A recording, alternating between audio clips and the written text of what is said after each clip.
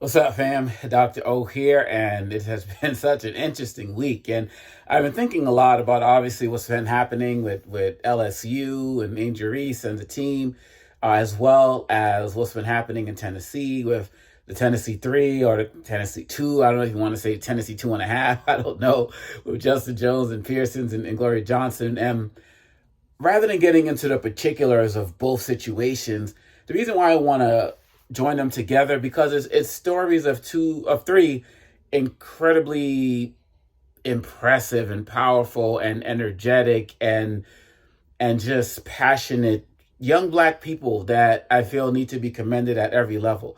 Now, as I said online, I'm annoyed of people having these conversations about these people being articulate. I'm going to get to that a little bit later. But the reason why these three individuals are connected to me, and then extend as well, Gloria Johnson as well, is because both stories represent what I've been seeing this week, unconscious biases that have been taking place. And I've been going, so this isn't really about them. This isn't about like Caitlin Clark or anything like that.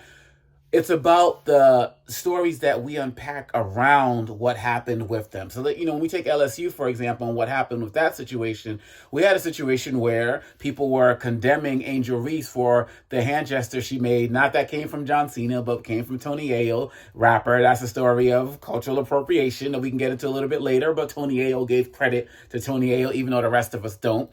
Well, I do, but many of us in society don't. And people were saying it was unsportsmanlike, it was trash talking, and so on and so forth, but mentioned nothing about Caitlin Clark and her history of trash talking, even within the games during the playoffs, right? And so that's up. And even Caitlin Clark was talking about how there's people just competing on the floor, right? But you heard Angel Reese's comments where she said, all year, y'all have been talking about me, calling me hood, calling me this and calling me that. And that is where I jumped in as it relates to the debate. I mean, I've watched sports, I play sports. I'm cool with the whole trash talk thing. You get what you give regardless, right? So I'm not going there.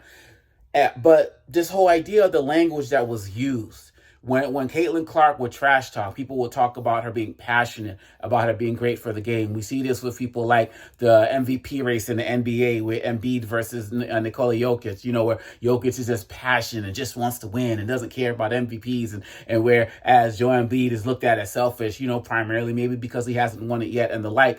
But that dynamic is there. Tom Brady versus, other players in the NFL. The list can go on and on and on about how we view white athletes versus black athletes. Black athletes, we'll look at them as being egotistical, being all about themselves. But when we start throwing in things like hood and street and urban and all of those types of things, that's coded language. And it's coded for black. And you can disagree with me just off the top, but look at it, what it's meant historically. When we throw out terms like inner city, when we throw out terms like urban, that's what we're talking about. Just like when we throw out rural, there are black people who live in rural areas, but we're primarily talking about white people. That's just how it has always been. And so that was a lot what was going on as it relates to the coded language surrounding Angel Reese and Caitlin Clark. And people were bringing in Larry Bird and Magic Johnson, and how in the NBA people saw Larry Bird as, the great white hope. And I said online, people are trying to make Caitlin Clark into the great white hype or the great white hope. And we're throwing these racist ideas on these young people who don't deserve it.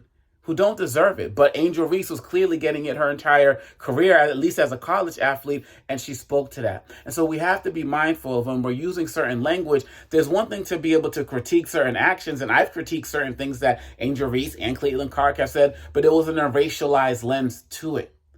But society does racialize things, right? It's like Julian Bond said, America literally spells out I am race when you just switch the letters around, right?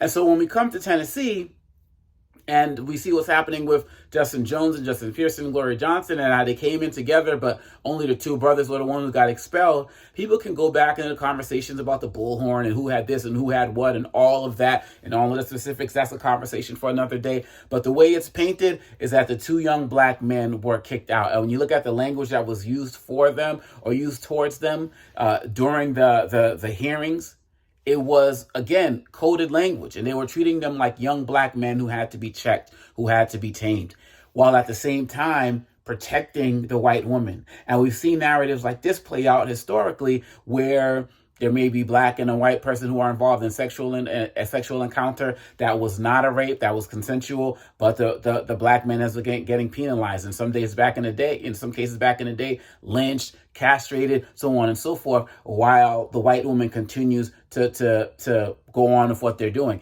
And Gloria Johnson said, hey, maybe some of this has to do with my skin color. She didn't run away from it. And so we have to understand that these ideas and these thoughts are real and they're pervasive. One of the things that I'm not going to say looking forward to, but I'm paying attention to is, how is the support going to go for the two Justins, Pearson and Jones, now that Gloria Johnson gets to stay? Will some of the white support for the activism start to dwindle? Will some of the black support start to pick up? Will it taper off? We have to pay attention to that, because there's also something racialized that's there as well. And the last thing I will say, which I kind of hinted at in the beginning, this whole thing about Reese and Jones and Pearson being articulate, that's also racialized language as well. And we have to be mindful of that, because this idea that, oh, they're the most, especially with the two politicians since Barack, and since, they're so, come on, that's racialized language, because people don't expect young black people to be so well spoken. Well, in the community that I come from, we expect that. So that doesn't impress me. And it takes away from the issues that they're actually fighting for, the things that they're actually talking about. So let's get out there. Let's continue to have a conversation. Let's have a conversation about all of it, because these three young people who I see people like that every day. And that's why I'm proud of them, because they took that from what I see in our people, in our community, to the forefront, to the country. And that's why I support them. And that's why I ride with them. And so we have to look at and just make sure in every area, as we support or critique, that we're looking at racialized language that might be based in unconscious bias, implicit bias that might surround what we're talking about. All right. I hope that makes sense. Share your comments. Peace.